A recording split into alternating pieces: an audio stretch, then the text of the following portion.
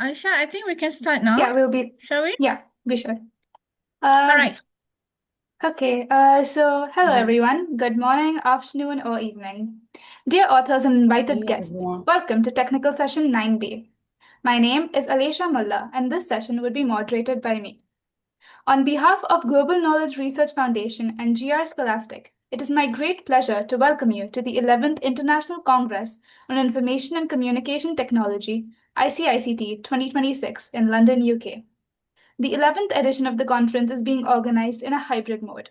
The physical event was held in London on 24th of February, and the virtual event is being conducted on Zoom from 25th to 27th February. I hope you will enjoy the knowledgeable and interactive sessions through the day. In this session, we will have 6 presentations. Each presenter will be given 12 minutes for the presentations and 3 minutes for question and answer. On 10 minutes, I will raise a gentle reminder. There is another request to all the participants. Please stay connected with us till the end of the session. If you have any query or update, then you can write it to me in the chat box. Before we start the session, I would like to introduce you all to the chair for this session. Associate Professor Dr. Asmedar Abubakar is an associate professor and prominent researcher at University Tenaga Nasional, Uniten, Malaysia. With nearly 20 years of academic experience, she serves as a senior lecturer in the College of Computing and Informatics.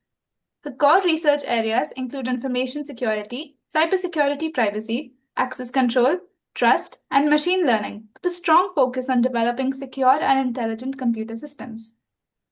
Dr. Abubakar, I please request you to say a few words. Hi, everyone. Welcome to ICICT 2026. Hope everyone enjoyed the session, even though it's going to be on a hybrid online session. Back to you, Alicia. All right, thank you, ma'am. We can now start with the presentations. Our first presentation for today is by Ayan Dutta, who will be presenting a unified AI framework for text-based defect detection and root cause prediction using enterprise bug logs. Ayan, you may now start your presentation. Thank you. Am I audible? Yes, you are. Yeah, we can see you. Good evening, all respected chairs, panel members, and dignitaries. I'll just share my screen.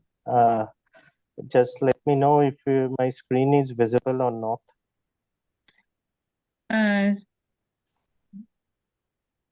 Okay. Is it visible?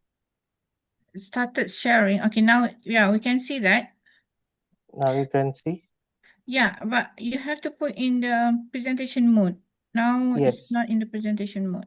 I understand. Let me do it and then share.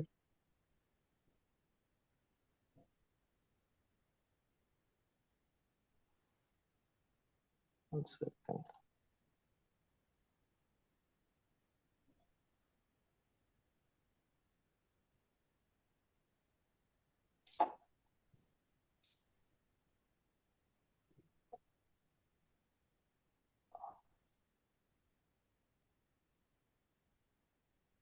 One second.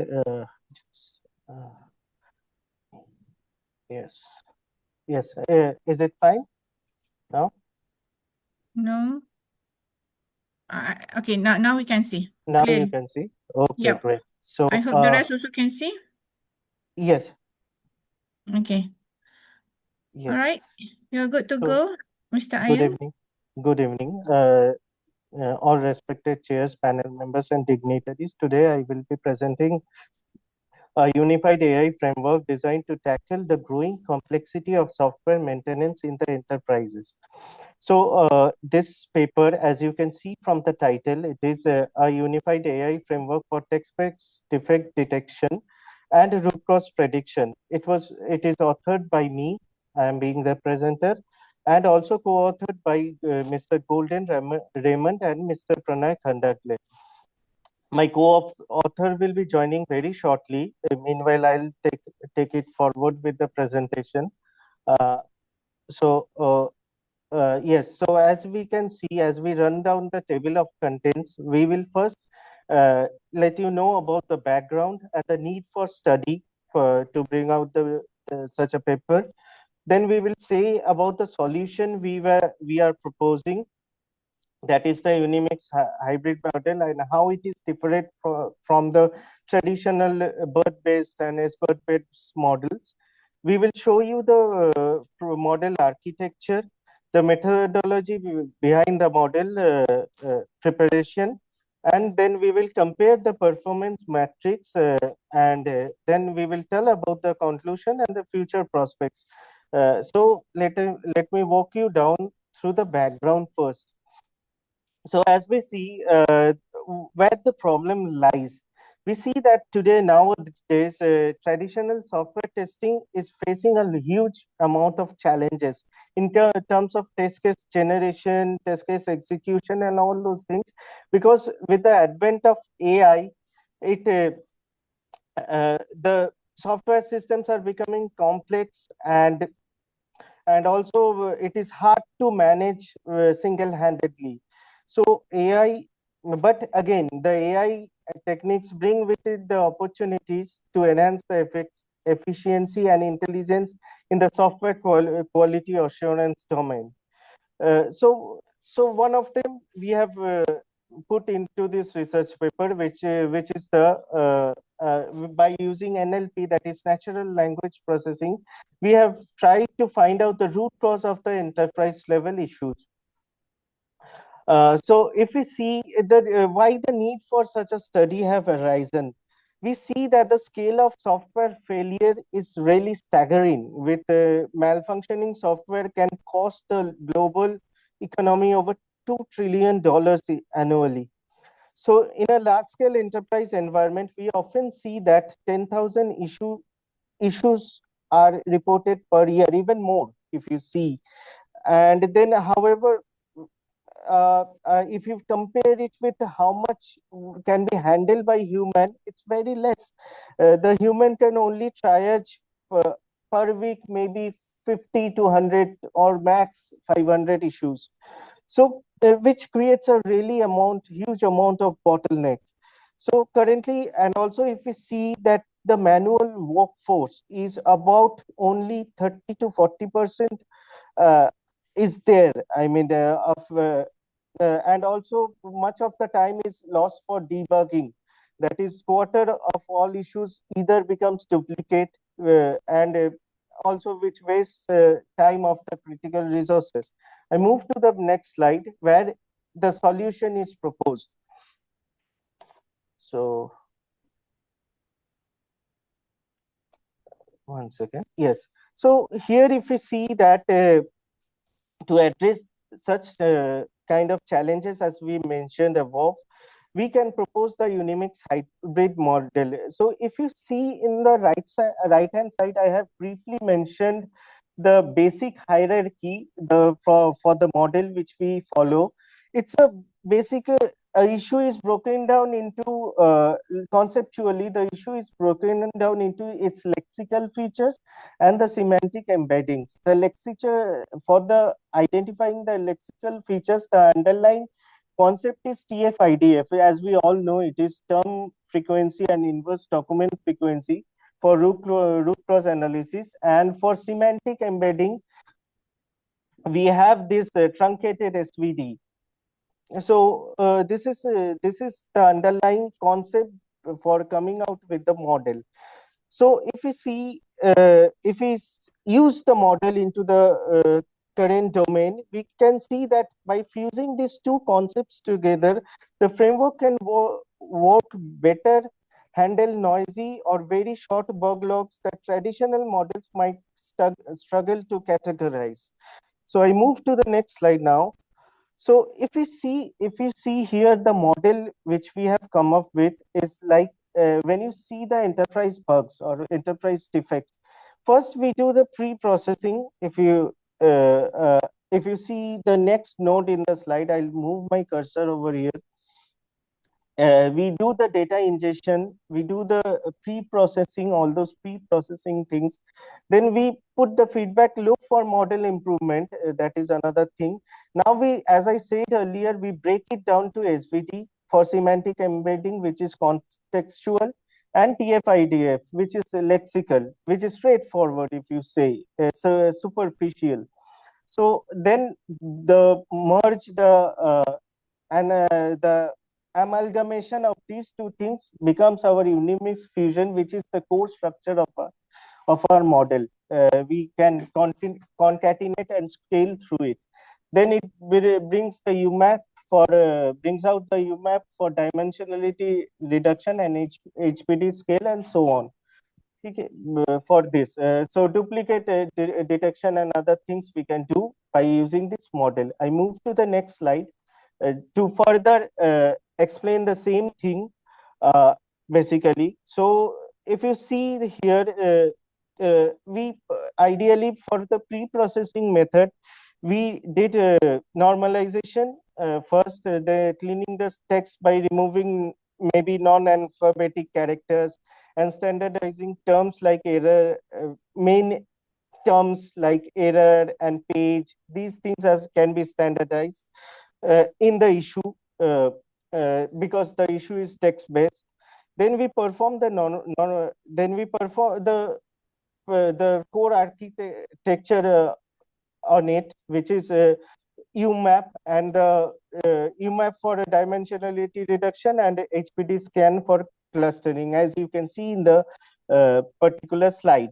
Then the output gives the end result, which is an automated root cause analysis that groups the defects into the primary themes, such as it can be an UI navigation, it can be a transactional error, it can be related to authentication and authorization.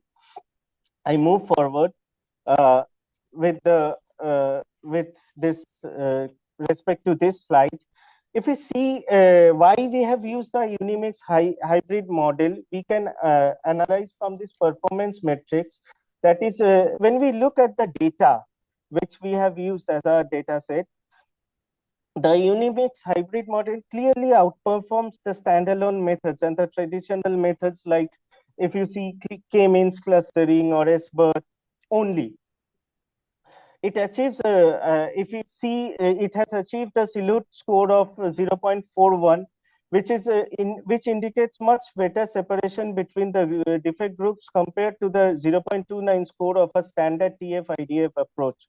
And again, if you see, the model also showed a high cluster coherence, which is 0.78, which is the themes it identifies are highly interpretable for human developers, and so can be worked upon further. So crucially, its ability to handle short text was rated. If we have just categorized the short text, it can be rated as excellent compared to the traditional methods, which were not as at par. So the model has captured the most frequent words, which is like page error, and there are also catchy words like reimbursement, accounts, whose frequency are much less, but contextually they are as much important. So I move to the next slide. We come to the conclusion part here. So when we look at the data, the Unimix hybrid model which we used uh, uh, clearly outperforms the standalone methods, as I told earlier. So this framework provides a scalable, automated way to triage the faults, perform the root cause analysis without needing a perfectly labeled dataset. Unlabeled dataset can be used. So if you sum up, it bridges the gap between the technical jargons which are there in the data set and the actual intent of the issue of the reporter who is reporting the issue. And this is how it identifies the root cause. Looking ahead, what we can do, we can plan. If you, I mean, in the slide, it is also mentioned future prospects. We can plan to integrate it into the LLMs, large language models, the GPT and other things which we often see, to further enrich the contextual insights and connect the system directly to the trackers. We have Zoho bug tracker in our usage. So we can also integrate it with them for real-time automation and other things going forward. So and also to incorporate the code snippets and the stack traces involved in this process. So here I conclude my presentation, I would like to have, I mean, if there are any question and answers, I would like to. Okay. Thank you, Mr. Ayan. Is there any question from the floor?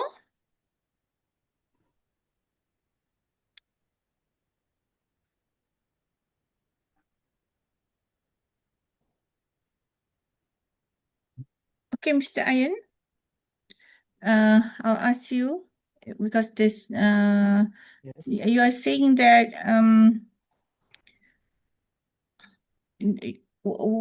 you are saying that you are using this hybrid model instead of using full transformer Can I model stop my directly, right? sharing? Can I stop my sharing? Yeah. You can start Thank sharing. you so much. Okay. Okay. Okay. My question is here. What is the justification for combining the TF and IDF with the semantic embedding, yeah, in your research? Yes, in my research, if you see, we have the data set is not like the real world sort of whole language based models. I mean, the data set is almost a subset of the real world, the words and the sentences and all the things we use in a language.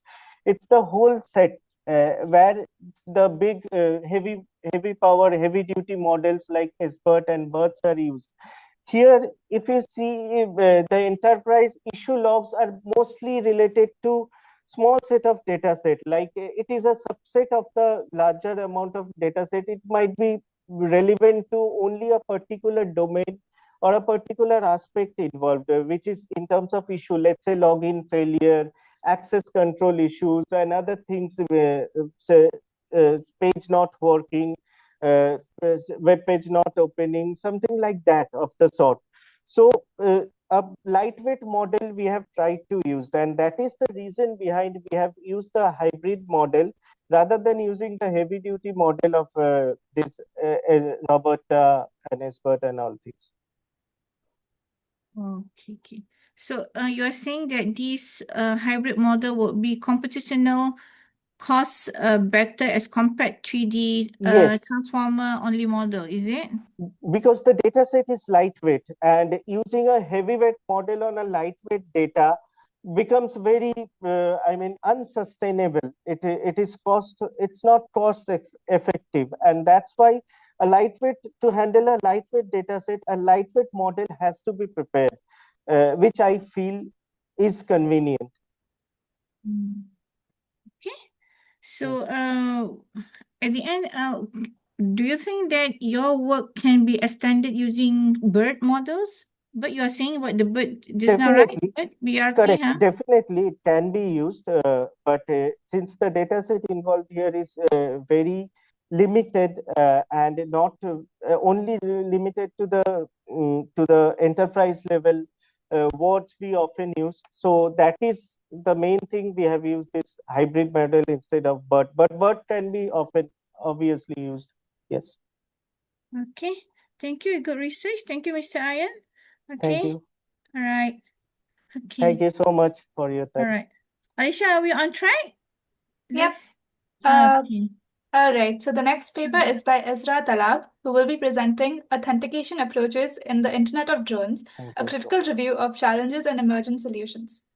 Ezra, you may now present. السلام عليكم. Assalamu warahmatullah. I share my project.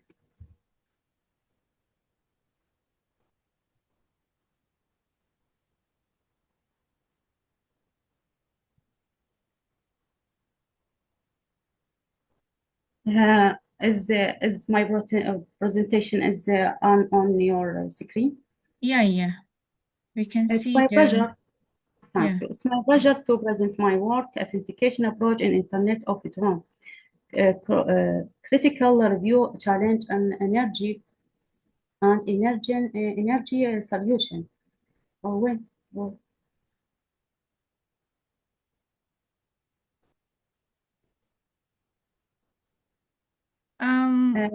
Outline.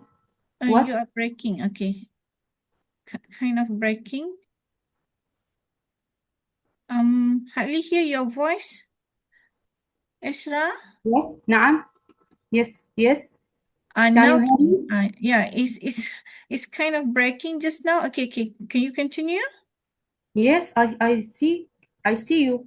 Do you see my screen? Yes, I can see your screen. It's just that your voice is breaking just now. All right. Now.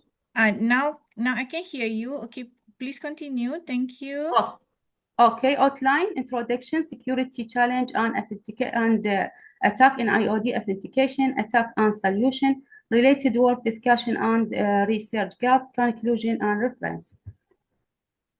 The introduction, the field of UAV or drone communication was rapidly development in recent years. Drone or human aerial vehicle are characterized by high degree and adaptability to complex application, easy to movement, wide coverage, and ability to access remote or dangerous area that difficult to human to reach. General, the IoD abroad network performance in terms of efficiency, response time, and reliability. In spite of this benefit, the UAV environment it faces a number of challenges. One of the measures one ensure secure and reliable communication, especially the IoD ecosystem is vulnerable in myriad of security and privacy threats. This is mainly attributed to continuously movement of drone,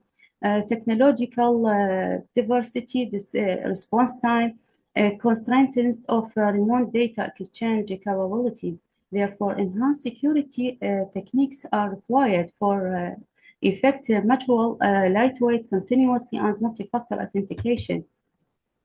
The goal of review is various feature to attack passing the environment, including these various solution to mitigating them, and ensuring the confidently preventing identity thief, replay attack, as well as challenging, enhancing overall security and releases in the network. For instance, the sensitive exchange in open public internet which is exposed to a material field threats such as prevention, identity thief, replay attacks, phishing key hijacking, decision key disclosure, forgery, stolen verify, man in the middle attack, drone capture, eavesdropping, side channel attack of guessing, and privilege insider. Security challenge and attack and an IoD authentication. The IoD ecosystem characterized with a machinesion that is critical and secure and authorized in communication. Effective security measure in IoD environment can be help protect transisted data and prevent unauthorized access, such as crucial to verify the identities of the network, including drone, ground control station, and cloud computing servers. However, several factors present some challenge in IoD authentication. For instance, the dynamic nature of the network and the sensitive of data exchange using wireless and public communication channel. This message forward render the protect the IoD environment cookie tracking. Therefore, the development the strong authentication we need to techniques that exterminated important for protect the system against security attack. And below some main attack and solution. Attack and solution spoofing attack solution by implementation. The strong encryption based on authentication protocol can ensure successfully identity verification, which includes secure key change protocol based on ACC or implementation certificate or based on biometric authentication, as well as secure token change. And then on the middle attack can use solution by robust multilateral authentication protocol must be implementation. These joint verification techniques ensure in both parties that verify identity and each priori exchange any data. replay attack solution by ensuring all the message exchanged during the authentication process are fresh and adding by a timestamp random number challenges and nonce in this message.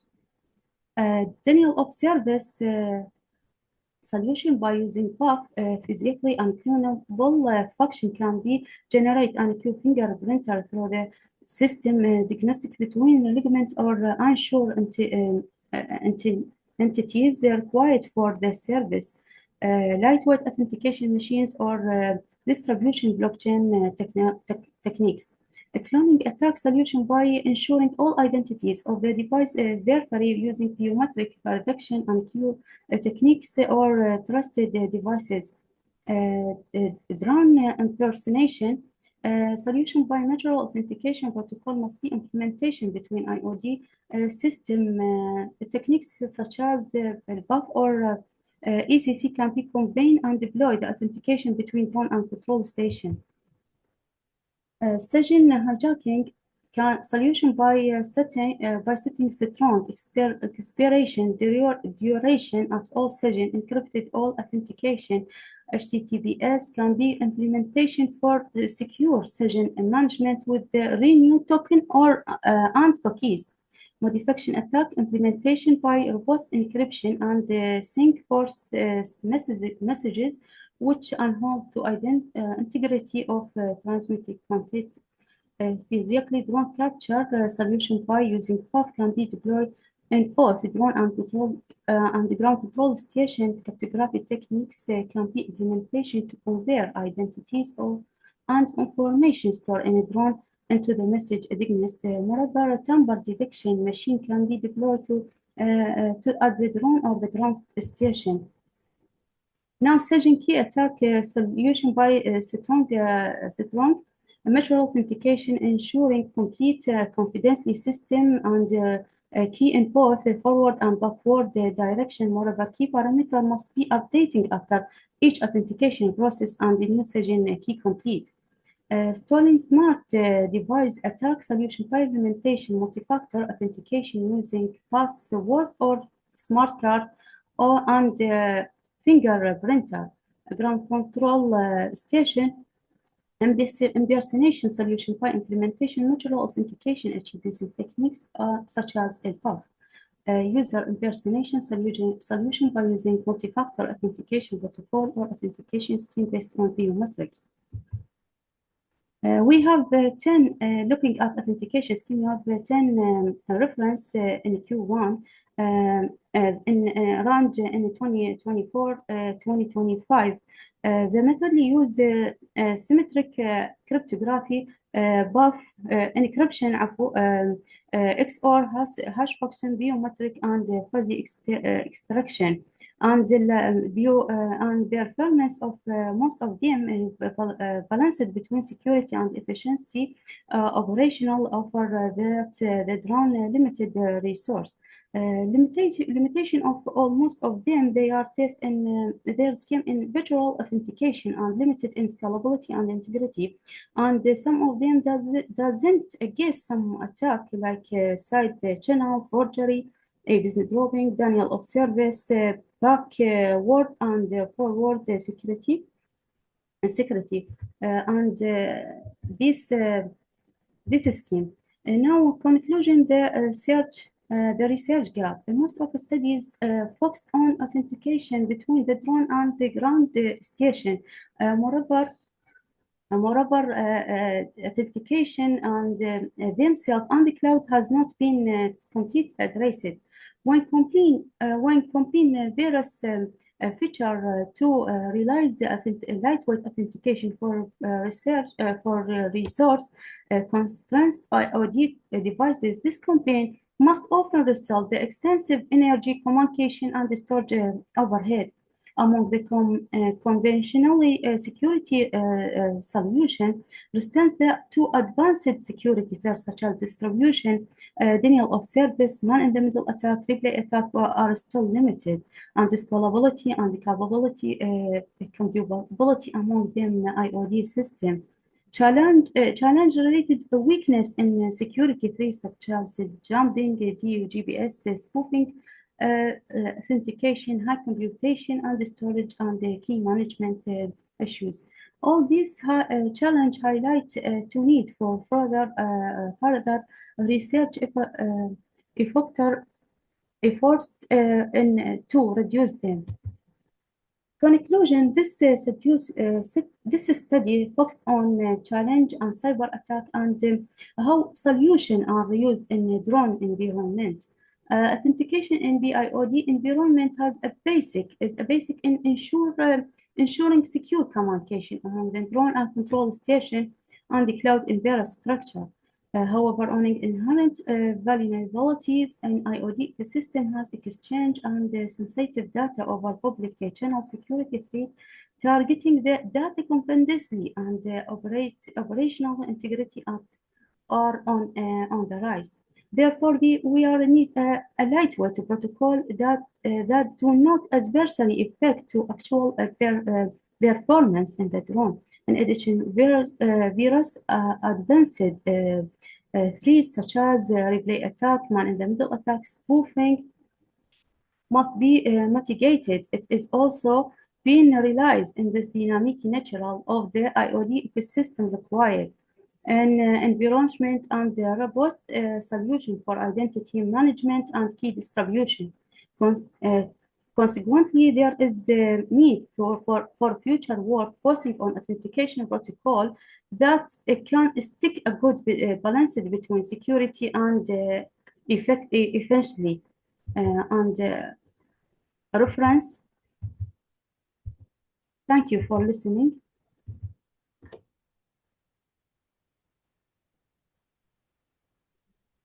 Okay, thank you, Isra. We open to the floor for the question. Yes. Can you see me? Yeah. Open to the floor for any question with regards to authentication approach in the Internet of Drones. Do we have any question from the floor? Okay, Isra. You are saying just now it requires strong authentication mechanism in this IoD system, right? So what will be the practical authentication in IoD environment, taking into consideration IoD constraint, yeah, the drones constraint is the constraint that drones facing. So what are you suggesting? My purpose deploy strong authentication techniques to protect IoT environment, make a balance between security and efficiency. That consider the limitation resource of a drone. Can I make a hash function timestamp XOR, and this make them in operation to make this balance.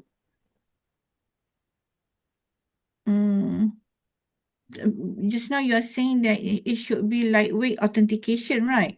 So based on the current work, they have not produced any lightweight authentication for drone? For Internet of Drones, because just now you said that drones to drone, they have to communicate each other, they have to authenticate each other prior communication, right? Prior passing the data. So what are the current works? How does one drone know another drone in Internet of Drones communication based on your study? Can you repeat the question? You are saying that just now, okay, there are very limited works on how drones authenticate another drones, right? Because we are talking about Internet of Drones. So what are the current work? How can drone authenticate each other on the network as based on your study now? I don't understand what. There's no authentication between drone to drone. Drone authenticate to the ground. Okay.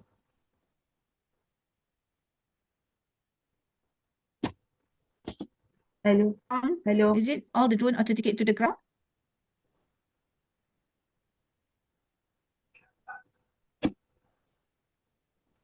I don't know, make this question in future work. No, in your slide just now, you say there's no authentication between drones to drones. Am I right? Yes, Okay. There's so now every drones being authenticated by by ground only. no, by a ground a gateway server in between the drones and the user operator.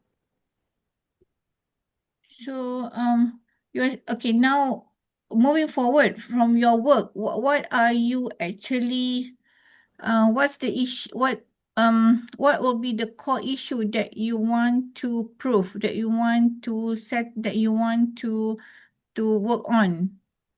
Is it drones authentication or what? Drone authentication. You mean between drones to drone on air, when they fly, they have to be authenticate each other. Authentication between the drone and the server and user in wireless Wi-Fi. But they already have the internet connectivity between drone and the server, right? Because when they launch, they tag each of the drone belong to that network. Am I right or not? This is just like VANET, vehicle on the network, but now it's replacing the vehicle, putting it as a drone. Do you think that looking into VANET solution or idea can place to drone? Have you looked into that angle?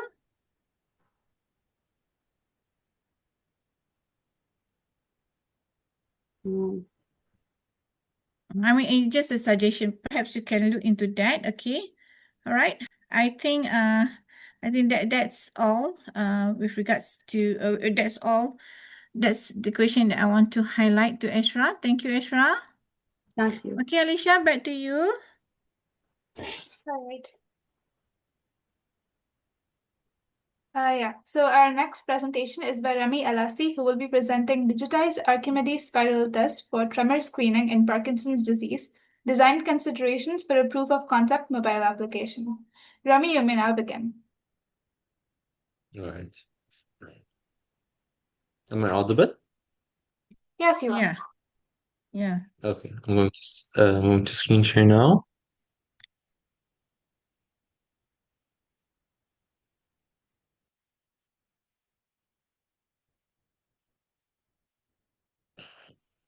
Okay, is it good? Can you see? Yes, you're good to go, Rami. Thank you. All right.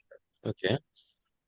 Hello everyone. My name is Rami Al-Assi. I'm going to be presenting to you our research titled Digitized Archimedes Spiral Test for Tremor Screening.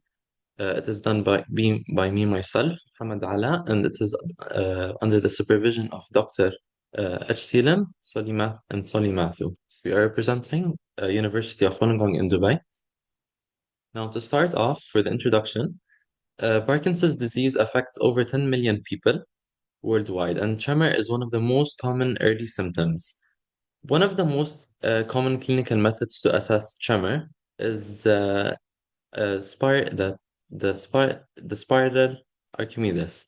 So this test basically is you have to draw over the spiral, and what's special about it is that there is equal space between the lines, so you can easily assess for any tremor or shaking of the hand. The problem with this is it's subjective and it depends on visual interpretation by the clinician. So it basically depends on the experience. There is no standardized quantitative assessment for this, and the test must be performed in a clinical setting, which is what motivated us for this digital alternative. Now, for the background, Parkinson's disease is a progressive neurological disorder, which means it worsens over time. It affects movement and other motor functions of the body. There are two types of tremor. There is the rest tremor and the action. Rest tremor occurs when there is involuntary action and the person is at rest, or when the muscles are relaxed.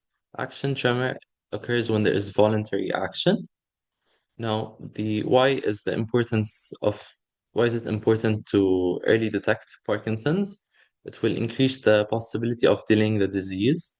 It will also help with neuroprotection, which will basically slow down the dying of the brain cells. It can also help with being eligible for possible clinical trials, and it can decrease symptoms. Now, for the existing assessment methods for Parkinson's, there is the drawing Archimedes spiral and handwriting tests and line drawing tests. However, these methods have several limitations. They rely on subjective evaluation and they lack quantitative scoring.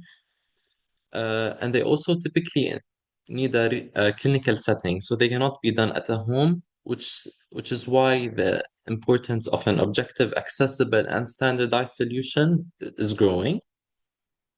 Now, for our research objective was to design and evaluate a proof of concept application that digitizes this test and can objectively assess tremor and measurable features rather than visual judgment. This is our system overview. Here you can see there are many use cases and everything is stored locally on the database.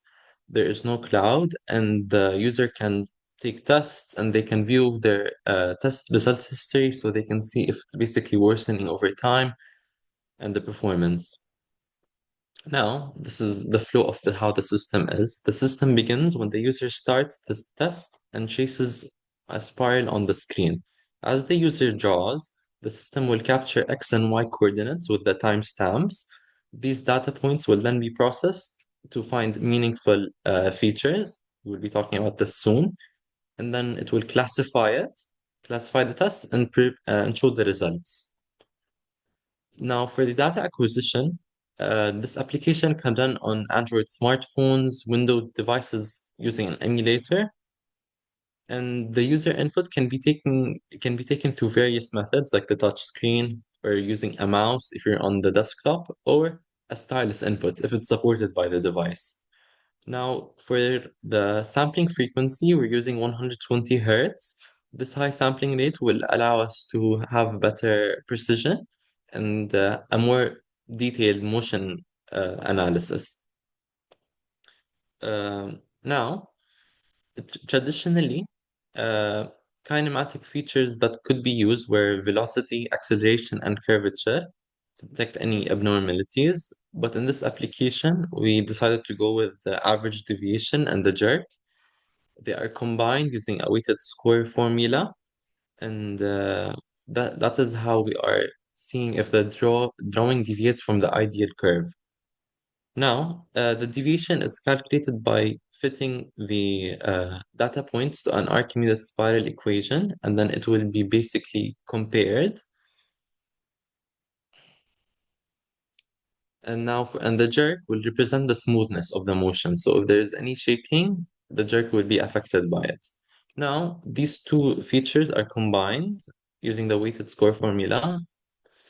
This is the weighted score formula. It takes in the average jerk, the jerk maximum, and we currently have a threshold. So if it exceeds this threshold, it will be marked as Parkinson's. And this is a short video to show how the findings would be. So here you just enter your display name and you can start the test. This is basically how this is simulated, but this is how it would be for someone with Parkinson's disease. And this is how it would look like for someone that's basically not with Parkinson's. Yeah, it shows no significant PD symptoms. Now for the results. After using the geometric deviation and the weighted scoring formula, we established that it can reliably distinguish between healthy and tremor-like spiral drawings. Now, for the healthy, we noticed a pattern that there was a lower geometric deviation score, there was a lower average score, and the spirals were usually smooth and continuous. There was no breaking in the drawing. and there was high repeatability across trials. So basically, all of the tests, they would be very similar in terms of results. But now, if we talk about with stimulated tremor, we noticed that it had higher deviation scores. There was a higher average jerk, and there was irregular paths with the visible oscillations. So there would be out of shaking, basically, and increased variability between trials. So it would differ a lot each test they would take. Now, this is a graph to help represent it. The blue line is basically a threshold, and this is the true positives and false negatives. You can see that there was a small amount of false negatives here and there, but overall it was reliable, and it was able to distinguish between healthy and unhealthy patterns. Now, the problem with this is we did not test it on any Parkinson's disease patients. All of the spiral drawings were basically simulated. We had a small sample test size, and older users may face usability issues since it will be on the phone or a desktop. So they might face issues downloading it or using it. For our future work, we want to have clinical validation. We want to incorporate more tests, and we also want to add machine learning to help reduce the amount of false negatives. Now, for the conclusion, we want a feasible digital screening tool that can be used at home. It's quantifiable, so it will not change depending on the clinician. It's accessible and low cost, smartphone-based solution, so anyone can be able to use it. It will successfully differentiate between healthy and tremor-like drawings, and it has shown that there are promising early results. This is our references, and that is it. Do you have any questions?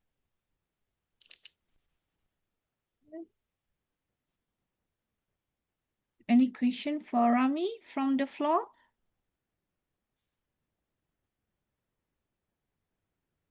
It's very interesting, yeah, Mr. Rami, the application that you developed. It's just that yeah, I found it very interesting. Okay, the test, this what we call that one? What test just now you are saying? The Archimedes drawing. spiral. Yeah, Parkinson's spike.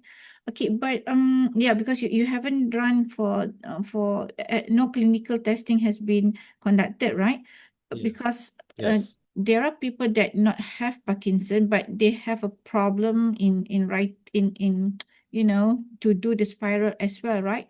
So how you plan to ensure that the apps works exactly like it's supposed to work. I mean, to differentiate between people who had Parkinson and people who not having a Parkinson, but they do have, you know, some problem with the movement. How you think that you're gonna isolate that problem? Yeah. After Yes, doing research Professor. on it, Yeah, Rami. Thank you. Thank you, Rami. This is Hishi Lim and uh, Professor Amir. Thank you very much for that question. Indeed, we are aware that there could be muscle issue, there could be other tremor that is not necessarily leading to Parkinson's disease. And that's why in our future work, we are looking at some kind of machine learning to improve on that, and also agentic AI that we are going to add on. It is now very initial work, exploratory work, but definitely we are aware of that false negative that Rami has reported earlier. Rami, go ahead if you have some other things to add.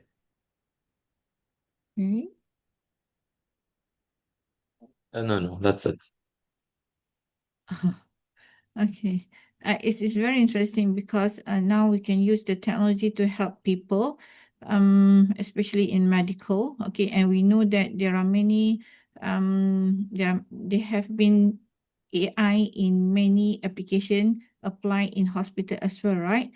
To differentiate Yeah. or to classify cancerous, okay, and other more sickness. So I do hope that your research will bring this technology to benefit others in the future. And as what the professor said just now, it's important to differentiate between real Parkinson tremor as well as muscles, so that people can easily for doctor to make a decision whether it's a Parkinson or not, right?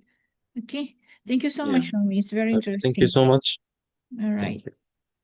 Okay, Alicia, back to you. Thank you. The next presentation is by Gladstone Sunway, who will be presenting Fine-Tuning Times FM for Operational Mobile Traffic Forecasting. Gladstone, you may now begin. Good afternoon, everyone. Can you hear me? Yeah. Yes. Okay. So I'll be sharing my screen.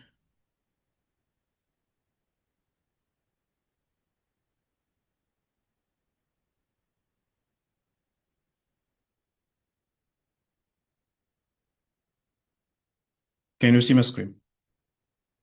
Yes, yes. We can see your screen. Okay. So good afternoon, everyone. I'm Gladstone Sunway.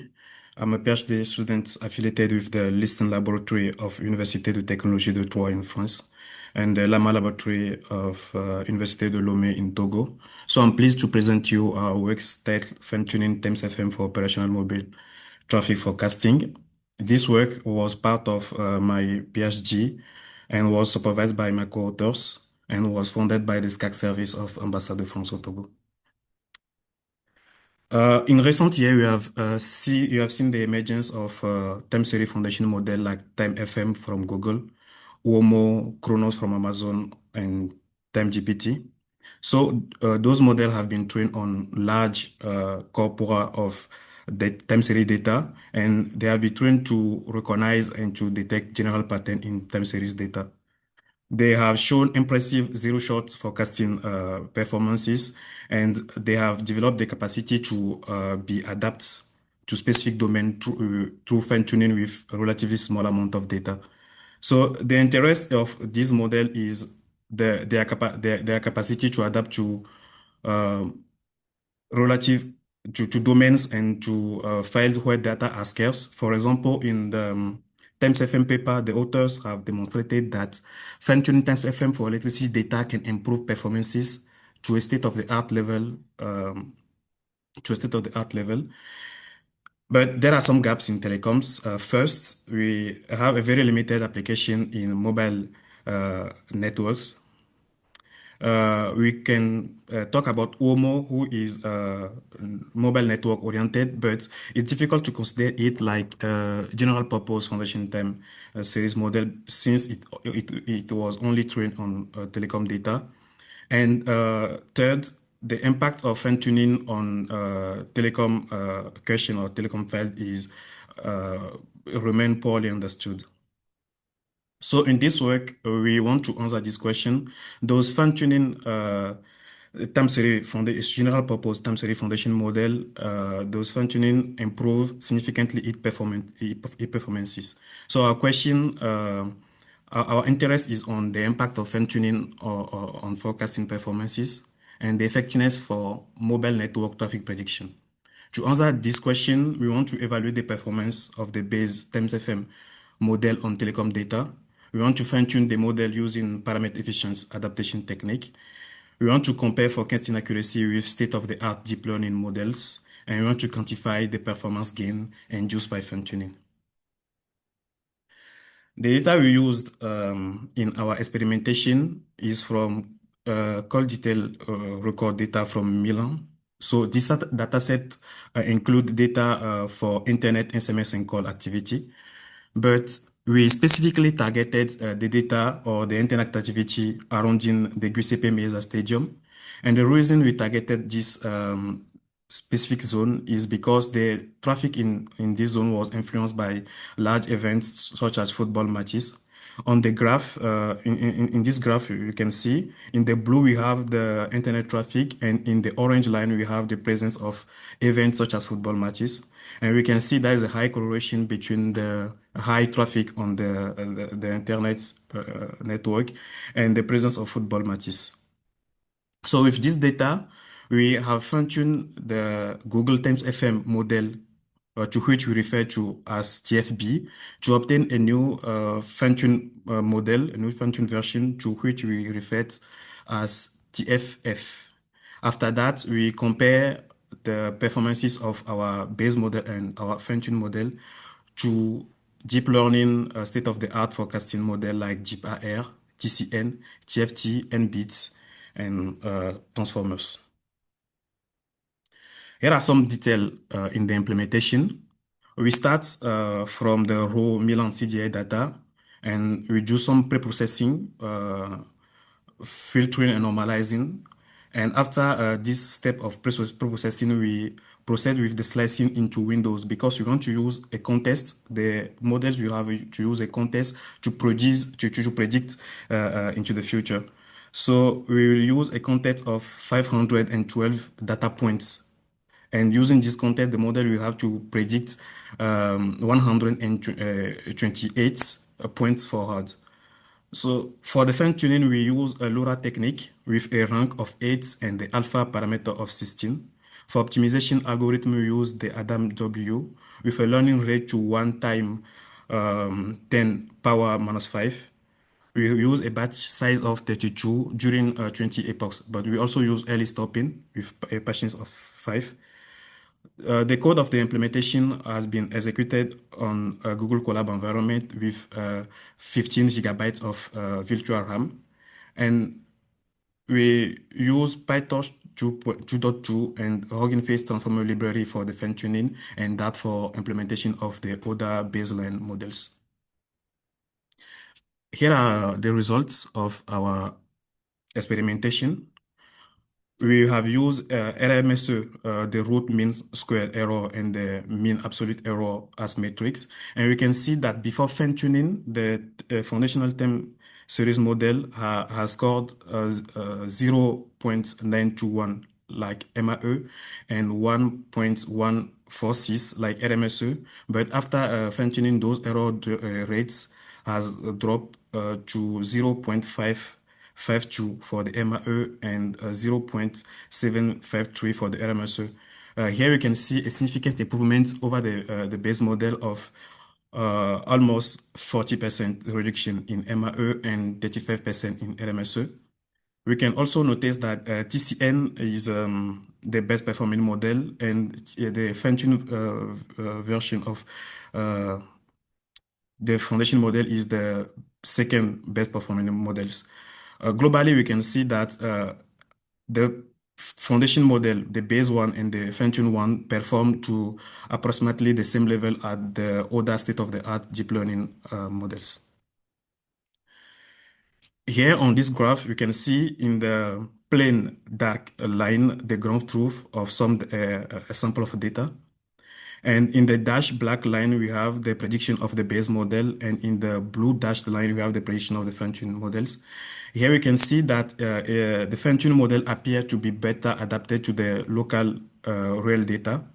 So we conclude that fine-tuning enables adaptation to local telecom activity pattern, enhence improving prediction accuracy. We have conducted some further experiences on sensitivity analysis on the rank parameters in the LoRa technique, and we arrived to the conclusion that globally the metric decrease, the metrics decrease as the rank of the LoRa increase. So the performance are better with a larger rank, but it comes with a higher cost in computation. After those experimentation, we can conclude that fine-tuning time series foundation model with LoRa improve the performances to a state-of-the-art level in mobile network traffic forecasting. And that can be really interesting because we can use a small amount of data to adapt to telecom data when the data is scarce in some country, for example. For future work, we can extend the analysis to another foundation model like Chronos and TimeGPT, or perhaps a different telecom data sets. But what are also interesting, like we're investigating the incorporation of exogenous variable into the prediction. And we're also investigating the transfer of NLP-inspired technique to time series like in-context learning, for example. That can be really interesting. So thank you for attention. I'm at the end of the presentation, and I'll be happy to have any remarks or questions from you.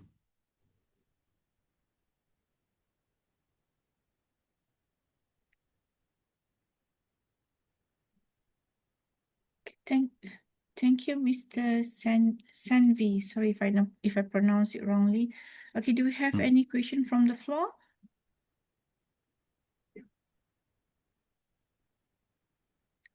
Any question from the floor?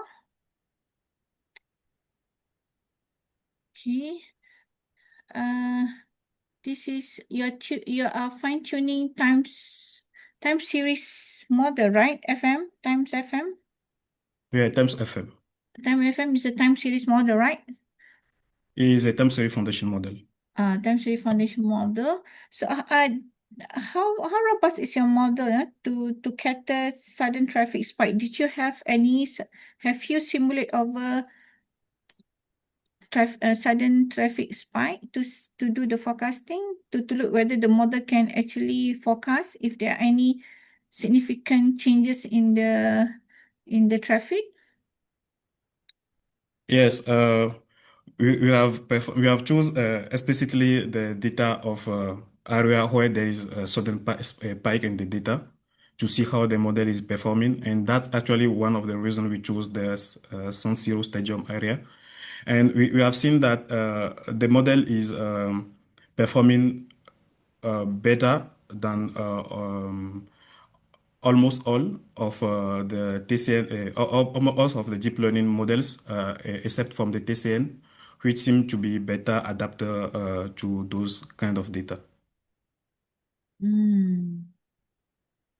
Okay, so it does capture long-term and short-term temporal patterns, yeah, using this times FM.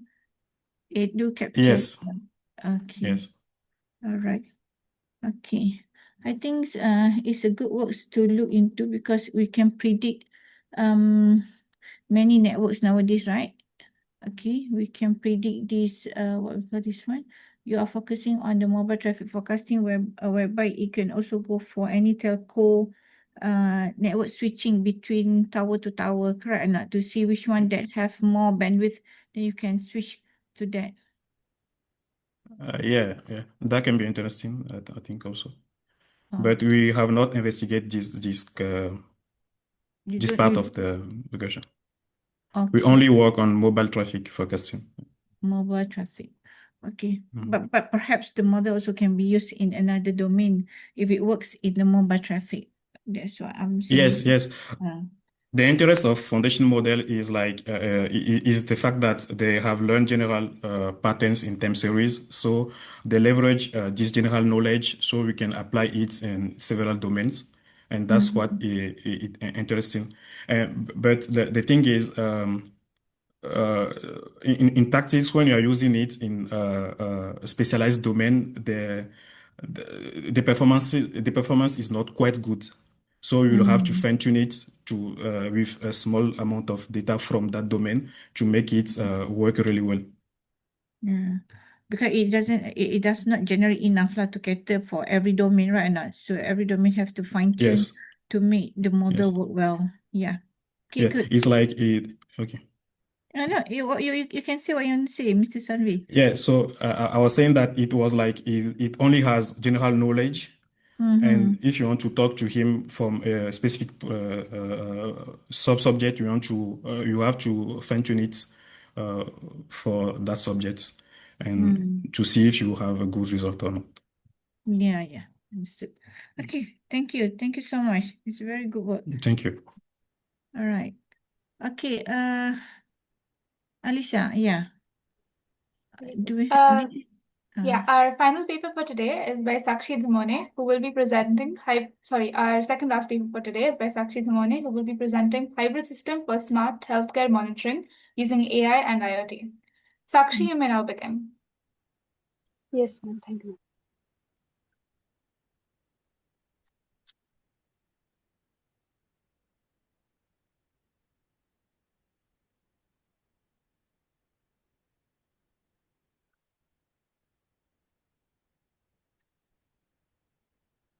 My screen is visible, ma'am. Yeah. Yes, but please make it presentation view. Okay, yeah, now good. You're good to go. Okay. Thank you, ma'am. Good afternoon, everyone. I am Sakshi Dumane, and this is my co-author Supriya Narad, ma'am. Today, I will present our research on hybrid smart healthcare monitoring using AI and IoT. This system helps monitor patient health continuously using smart device and artificial intelligence. This is the outline of our presentation. First, I will introduce to the topic. Then I will explain objective literature review and methodology. After that, I will show results, challenges, and future scope. Final, I will conclude the presentation.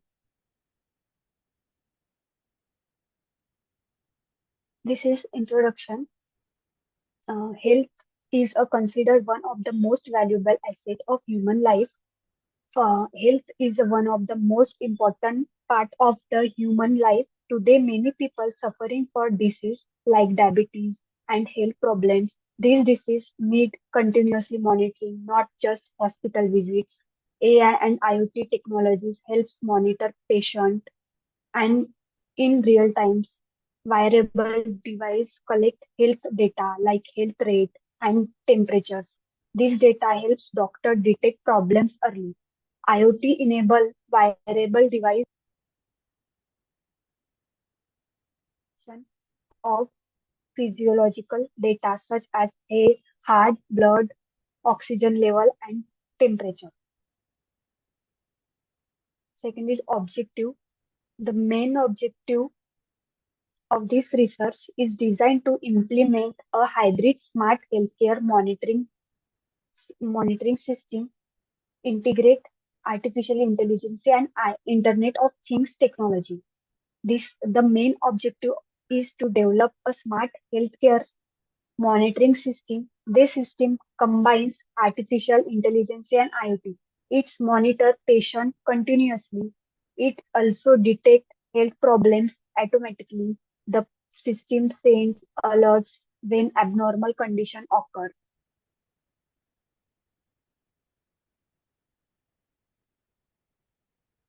To ensure diagnosis and improve patient care. To support early diagnosis, chronic disease management, and timely medical information, there be improving overall patient care and healthcare efficiency. Literature review. Previous research show that IoT device help in continuous health monitoring and real-time data collection. Many research IoT device helps in continuous monitoring. AI improve diagnosis or accuracy. And AI models such as CNN and LSTM improve disease prediction accuracy. Machine learning models still challenges like security and data accuracy. This is my literature review. Proposed methodology. Our system use a hybrid architecture with 4 layers. First is device layer, edge layer, cloud layer, and application layer. Device layer, wearable sensors, collect patient data, edge layer proceed data quickly and reduce delay, cloud layer storage data and runs AI models, application cloud layer storage data and run AI models. Application layer show data and alerts to doctor and patient. This architecture improves speed, accuracy, and efficiency.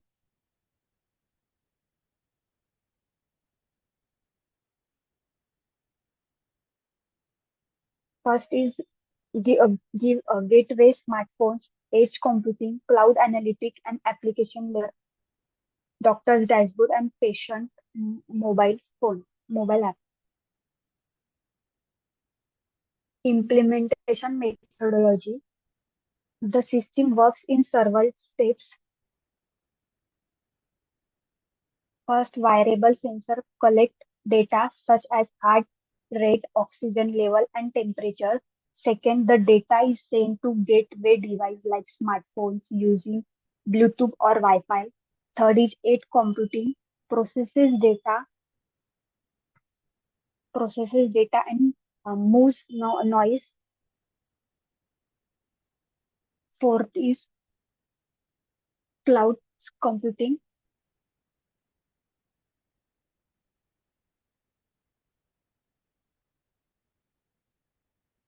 Cloud computing store data and AI models analyze it. Fifth is it is any abnormal condition is detect, the system send alert to doctor or patient.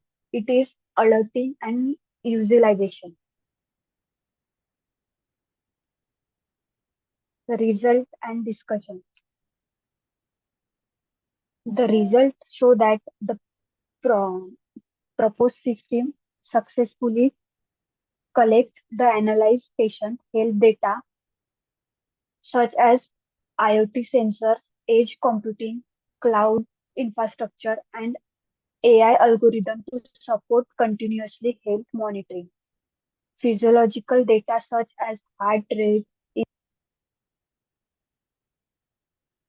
body temperature we successfully collect using wearable IoT device.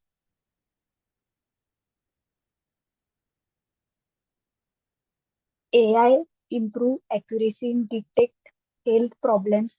The system can send alert early, which helps in timely medical treatment. AI-based analytics run on the cloud, showing high effectiveness in detecting abnormal patterns and predicting high heart risks. Discussion. Hybrid edge cloud approach balance speed and scalability. AI model enhance early disease for the improving patient data and health problems to provide the system can be sent uh, data and we can reduce workload on hospitals and clinic lives. Challenges and limitations. Some challenges still exist, such as data privacy and privacy security risks, integration of the integration of different devices and systems, i- integrated data for multiple sensors, platforms, and healthcare system can be complex, although standards such as HFI,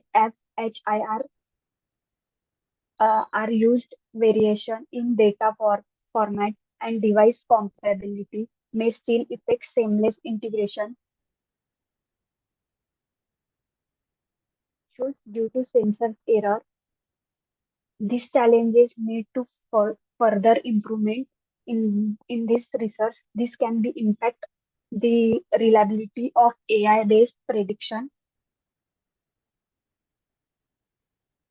One of the most important direction in this research integration of advanced deep learning model such as transformers based architectures to improve prediction accuracy and supports more complex disease diagnosis. This is accurate to change the challenges for patient security, data security, and manage the data for the record and manage the uh, patient record, biometric blood pressure, glucose monitoring, and ECG sensors to enable comprehensive multiple parameters health monitor. Conclusion.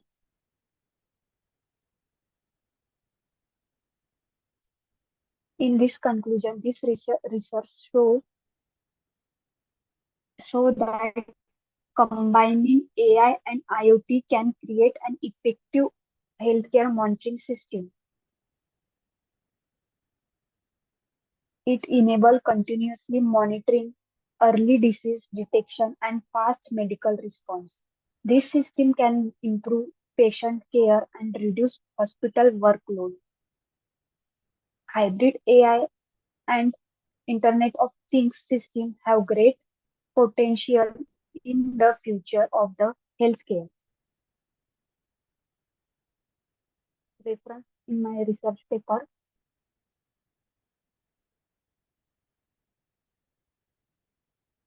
Thank you for your time and attention. I will be happy to answer any questions.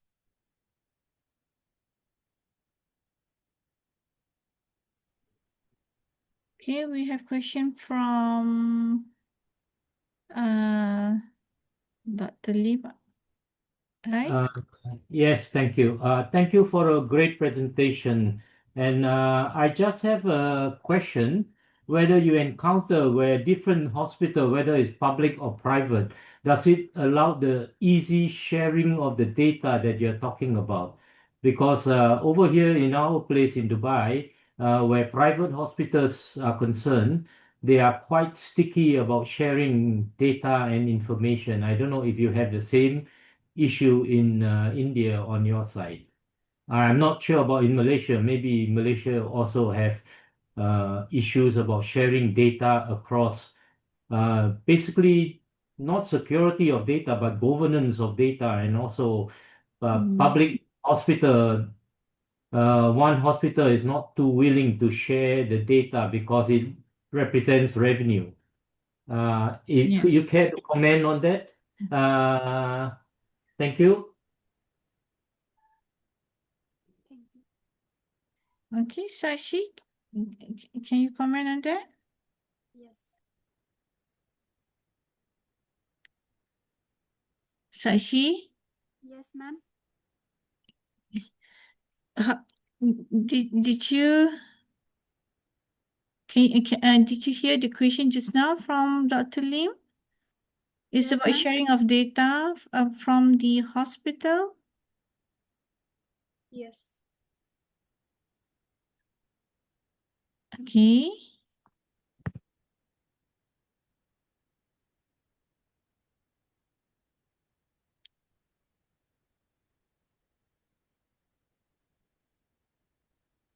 Sakshi, we're unable to hear you. Could you please speak up?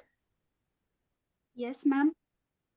Okay, there's a question from Dr. Lim just now, right? About the data governance just now. Yes, yes. Sharing of data from the hospital. So what will be your comment on that? Yes. In India, we facing similar challenges regarding data sharing between hospitals, especially private hospitals. Many hospitals are recalended to share patient data, not only because it privacy and security concerns, but also because the data, governments, policy, and institutional complaints. So how you manage to get your data for your research? Is there the one just now you are saying that you run the data, right, from the hospital itself, correct or not? I'm sorry if I'm wrong. No, no. So how you get your data for your pilot study for your model? I mean for your system? Yes. For this research, we did not use confident hospital data. Okay. We use simultaneously and publicly available data set. In the futures, real hospital data would not use this research paper. Okay. Right. Have you approached the hospital for any test bed study for your research? Yes. And it's a privacy issue, right? It's privacy and confidentiality data, correct or not? Yes, yes. Okay. Yeah. I think in Malaysia also we do have governance issue with regards to sharing patient data between hospital to hospital and even between the hospital and the researcher. Okay. Yes. But Yes.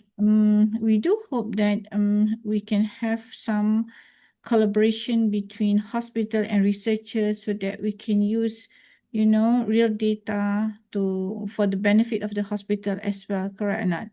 Just like what the just like our researcher just now, Rami is doing on Parkinson, and he yet to test on the hospital. So we do, I mean, I myself hoping that we can shed some of the hospital data, but of course lah in the most appropriate way, because that involve many private data inside that. But I don't know, Dr. Lim, how would be your clinical test on your application letter with Rami? Yeah, thank you, Professor. Well, actually, this is also our concern. So, moving forward, we want to address a two-part.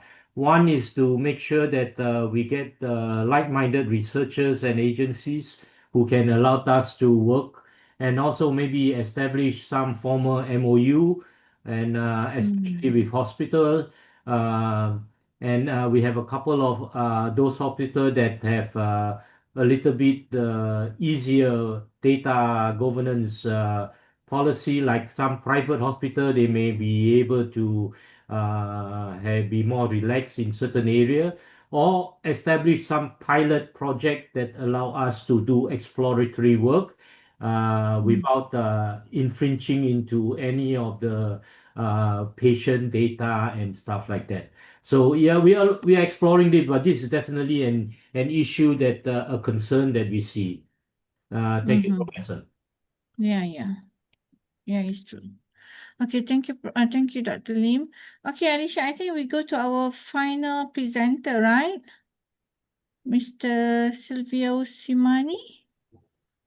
Yes, ma'am. So, yeah, our final presenter for today is Silvio Simani, who will be presenting his paper on residual-based interpretable learning for fault detection in floating offshore wind turbines.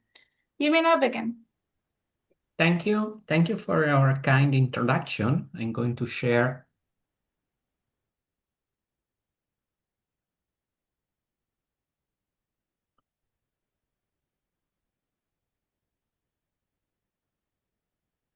Okay.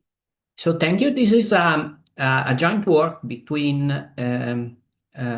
myself as a supervisor of a couple of students visiting my department, and Dr.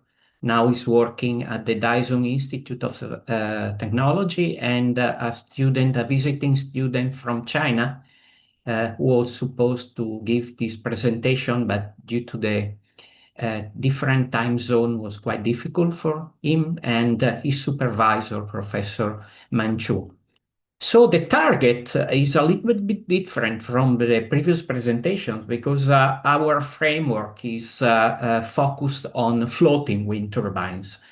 So, because especially so the topic is considering this power system for producing energy, and why we are now considering floating, because this simplifies the installation, and on the other hand, it improves also the energy generation, because of course you can consider these installations to be placed in the middle of the sea. Of course, this solution provides some other problems, because it means that these devices are in the completely lost in the sea, and in the case of malfunctions or faults, as is common refer to any malfunction, is really difficult to reach these devices, especially due to the harsh remote marine environment, and in case of harsh environment. So it's why to propose some, let's say, solutions in order to possibly plan any, for example, plan of operation and maintenance activity, which is intended to reduce the final cost of the energy. So it's why we are, at least in my in the framework, we considered let's say the topic which was focused on machine learning approaches. One of the problem of this machine learning solution is that normally you lose the let's say the interpretation, because you are working with data, and you miss the maybe the meaning of the reality. So it's why we are trying to providing an interpretable machine learning system, which is obtained, at least in this work, by combining support vector machines, which are used for mainly detecting or extracting the features from the data, and a decision tree.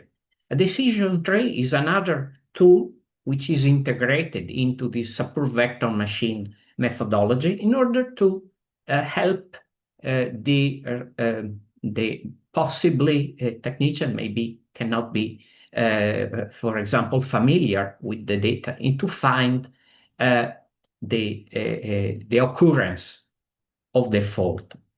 So we are exploiting. Of course, it's very difficult. In some cases, it's quite difficult to work with real data. So we took the opportunity of working with a recently developed benchmark, which is represented by this floating wind turbine simulator, which was provided the last year for especially for a conference. SISTOL conference is a periodic event which is run every 2 years, and this let's say simulator is able to replicate with a very high accuracy the working conditions of a floating wind turbine system. It contains, I don't want to enter into the details, but in practice, it contains a number of single wind turbines which were already proposed as a benchmark in 2009 for another competition. And now the results, let's say, of this, because this work was transformed also in, I forgot to mention, as a competition, which is was run the last year and then was repurposed for the World Congress in our community, the IFAC World Congress, International Federation of Automatic Control, which will be organized in Korea in August this year. So the challenging is because the challenge points are represented by the uncertainty occurring in a system due to the different environment, turbulence of the sea, of the weather, of the waves of the sea. So this benchmark is able to simulate all these conditions. This is a very simple description of the system of this benchmark. Of course, there is also a public part of this benchmark, which is freely available from the web with the data. It was developed in a MATLAB and Simulink environment, or for those of you who are working with this software. It contains different realistic folds. I mentioned it here, the most important in this preliminary part of the work. We consider it just sensor faults because they are quite easy to detect.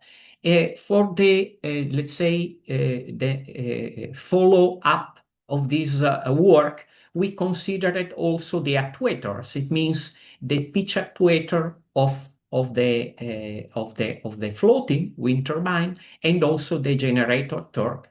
So it represents a further work which is still going on this system. So we considered several aspects. So we need to extract the features. So features means the characteristic, let's say, aspects of the data, and what we called an ensemble strategy, because it combines two techniques, machine learning techniques, in specifically decision tree and support vector machine. Why we are considering this joint methodology? Because we want to derive and obtain an interpretable methodology in order to help also the understanding, not only to provide a solution as a black box approach, but also to check it if it's really the answer is really correct. The starting point is the generation of the data. As I already mentioned, that we are considering the generator signal. So quite simply, we are generating the residuals. The residuals are normally diagnostic signals, which are the characteristic that they are around zero without fault, and they are different from zero in case of fault. Of course, due to the noise, because the task would be really easy if we don't have any noise, or we perfectly know the model. The most challenging points are derived from the presence of the noise, inaccuracies, which makes this, let's say, residual almost different from zero. So you cannot distinguish simply. So it's why you need something in order to extract the features which are sensitive to faults, and then to use this technique. We are using basic features that normally are applies to audio signals. For example, the residual mean shift. So it means they are not specific to this kind of application, but they applies to a more general framework. For example, the residual mean shift, the variance, stability measure, autocorrelation, a spectral entropy. So there are some crucial features. Of course, they are not always appropriate, because in the case of very strong nonlinearities, these features are quite useless. But in this case, they are working quite well, because in fact, if you see here from a picture of this, of course, not of the residual, but of the final results, you can see that from this feature, you can understand that there is a possible separation of the data. So in principle, it shows that the feasibility study can be successful. So Excuse me. yes. I'm sorry to interrupt, but you have 2 minutes left. Sorry? You have 2 minutes left right now. Okay. Yeah. So in principle, we try to include these two techniques in a overall framework. And so the final decision task was really simple, because you have a final answer of 1 if there is a fault, or 0 if there is no fault. So the decision is very clear.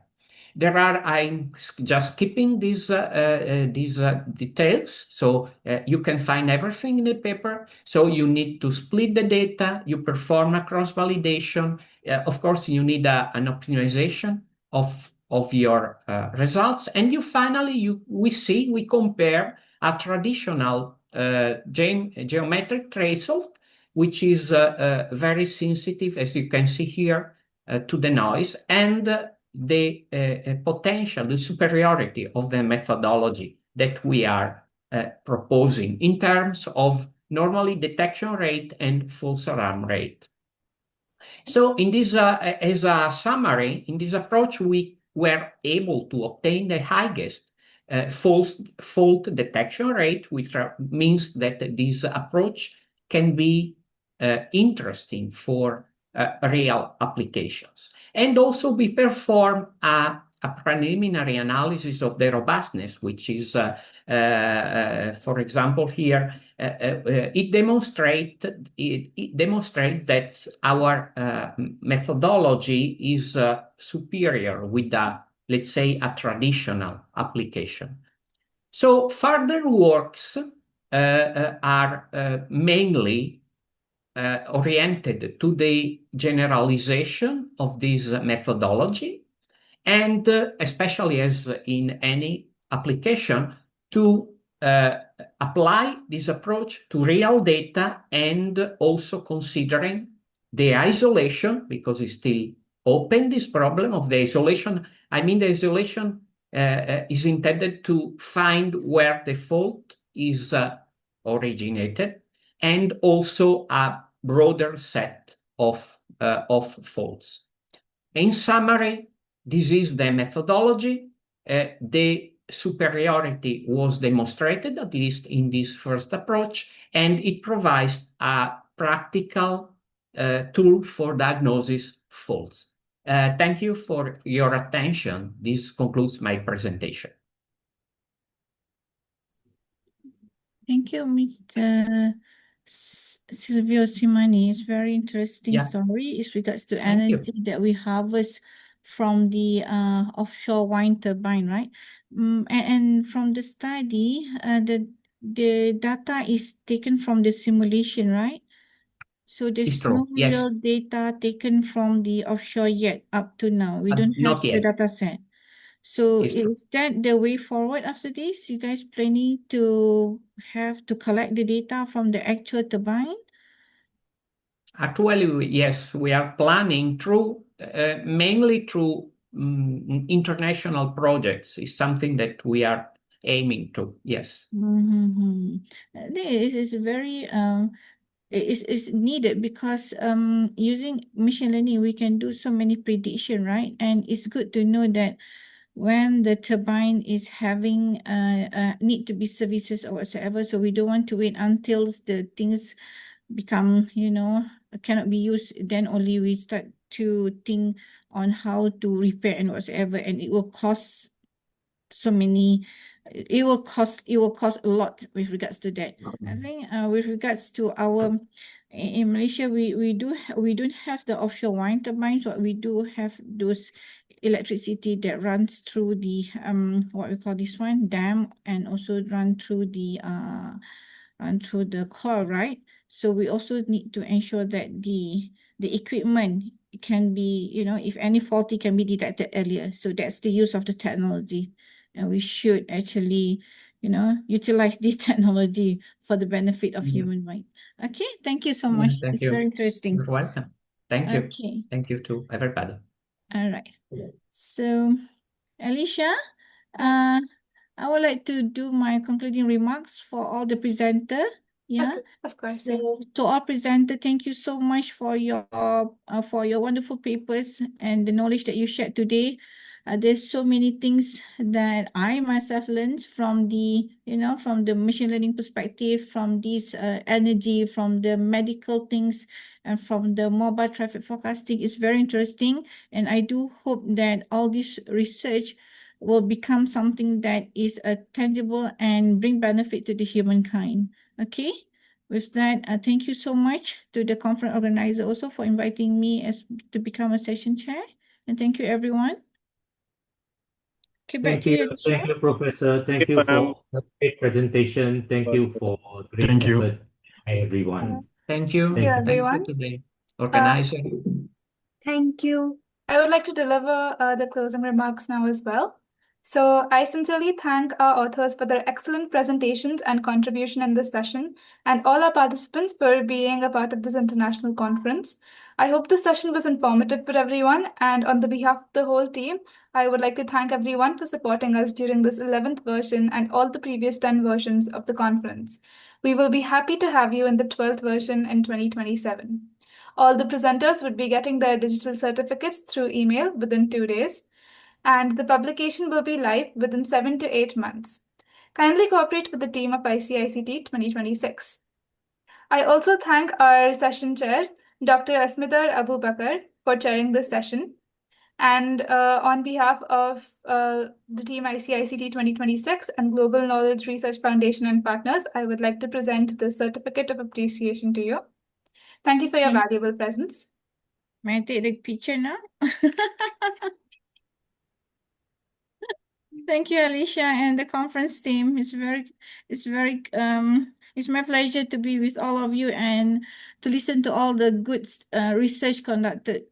Okay, thank you so much. Thank you. Just before we conclude, I would request everyone to please turn on your cameras for a quick virtual snapshot.